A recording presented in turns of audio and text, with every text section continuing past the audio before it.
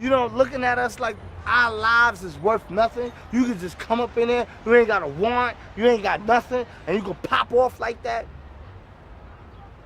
We tired of that.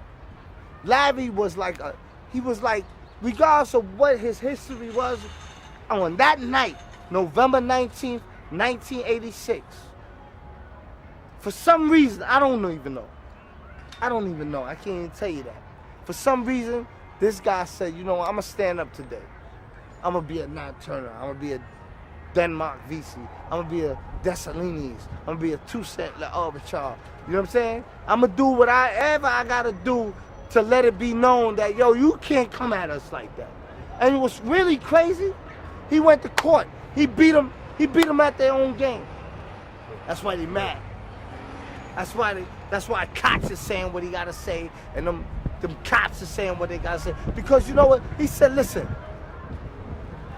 I'm not no punk. You know what I'm saying? And I'm going to do what I got to do on the strength of the Constitution, because he rolled with that.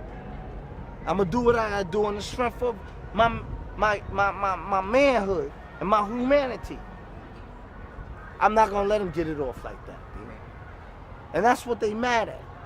But Larry ain't no different from the average black youth, especially during that time, at the height of the crack epidemic. You sit here and you flood our hoods with coke, drop the prices, crack, guns. Something you develop, guns and all that. Brought it in here. You know what I'm saying? Larry ain't no different from any one of these cats out here. You know what I'm saying? But he was one that just stood up and said, they come at me and I'm gonna get it off. These dudes, they was corrupt. Ain't nobody believed that when he first said it. But when the case of the Dirty 30, the Miling Commission, when that popped off, they called Larry name. They said, this guy Larry Davis, he said this precinct, he said this officer, this and that, and they all coming up in the Miling Commission, where you had 30 cops from different precincts or whatever the case was shaking down drug dealers, bodying drug dealers, getting their money, putting work in people's hands and this and that. The same stuff Larry was talking about maybe a few years before that. They ain't believe him when he said it. But when the case of the Dirty 30 broke, they realized, hold up. He done named the names and now here they is. You see the guy, Michael Dow, what he told you? He said, I snipped the coke off the dashboard. Yeah, we went at them. But Larry told you that, you ain't believe that. It is what it is. So I'm just saying, look, fam, listen. You got a lot of young people out here who really don't know the tragedy of the Larry Davis story. They don't know the tragedy. The tragedy is that at the height of the crack epidemic, there was in my opinion, my own personal opinion, there was there was a deliberate plan to destroy black youth. We were little dudes at that time, young kids at that time. Black and Latino. Ain't no division here, because we all fell victim to that. You know what I'm saying? Larry is just a mirror to that. You know what I'm saying? He was bold enough to say, you know what, I'm a broadcaster. I'm gonna put it out there like that. They should never came at me like that. All I wanted to do was leave it alone, do music. We talking about a prodigy, a genius. How the hell you get caught up in this? This is not nothing we planned. You know what I'm saying? If we would have went in like that. It's both black and white and smoke a crack tonight. And the only time we chill is when we kill each other. It takes skill to be real time to heal each other. And although it seems evident, we ain't ready to see a black president. It ain't a secret, don't conceal the fact. The penitentiary's packed and it's filled with blacks. But some things will never change. Try to show another way, but it's staying in the dope. Who knew what, when, and why did the CIA destroy videos of interrogations? It sounds like a classic Washington cover-up. but it's hard to pin this one down.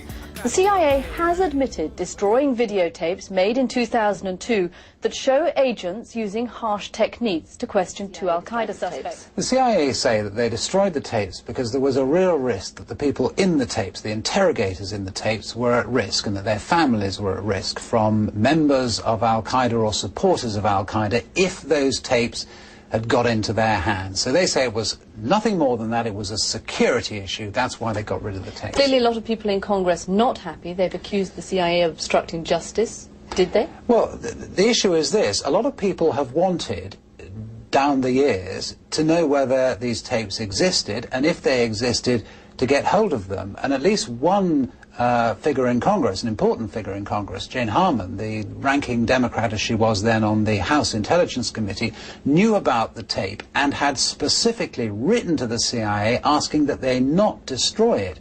There were cases. The 9/11 Commission wanted to know if such tapes existed.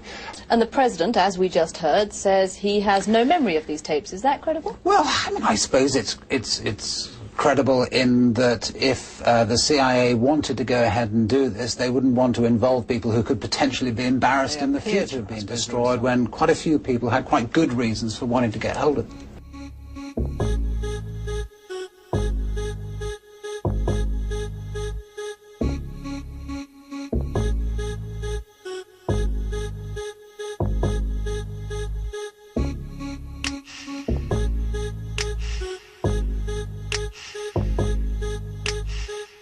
I have nothing but contempt and anger for those who betray the trust by exposing the name of our sources. They are, in my view, the most insidious of traitors.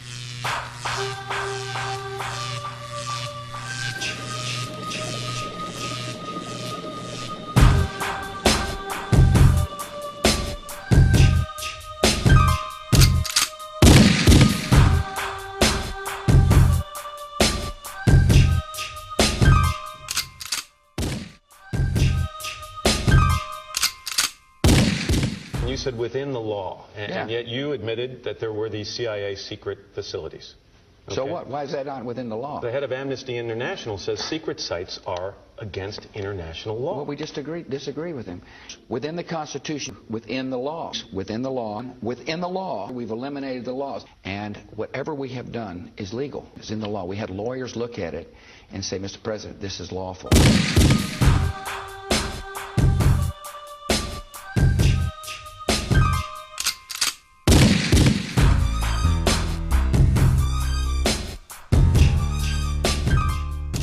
Dr. Rubin found that you could hack into an election without even knowing how the system worked. Software like this is installed in more than 30 states. If someone tampers with it, or it just malfunctions, then the wrong people can win elections. If that happens, hundreds of representatives, judges, and other officials may hold offices they are not elected to. How could a computer that is supposed to protect the votes of you and me count backwards to give a candidate negative votes? Either it was an error, or someone had tried to rig the election. There was an investigation into the negative votes, and it was established that the problem couldn't have been due to machine failure, because only the totals for the presidential race were affected. It looked like a second memory card may have been loaded onto the computer. Memory cards contain the votes, but this second card had disappeared, so they couldn't check it. A call from Senator Kerry comes into the hotel room, which a group of us. This means Kerry knows there's fraud in that election. And the optical scan machines are the clue? Yeah, what he's saying is that it's the optical scan machines are being rigged to produce a result for Bush, contrary to what the votes the voters are casting. So this is not what the votes the voters are casting. So this is not our conspiracy theory. This is not something we have to prove to Kerry. Kerry is sharing this as a matter of fact. For the record, my name is Mike Ruppert, R-U-P-P-E-R-T. I did bring this information out 18 years ago, and I got shot at and forced out of LAPD because of it. I've been on the record for 18 years nonstop, and I'll be happy to give you Congress.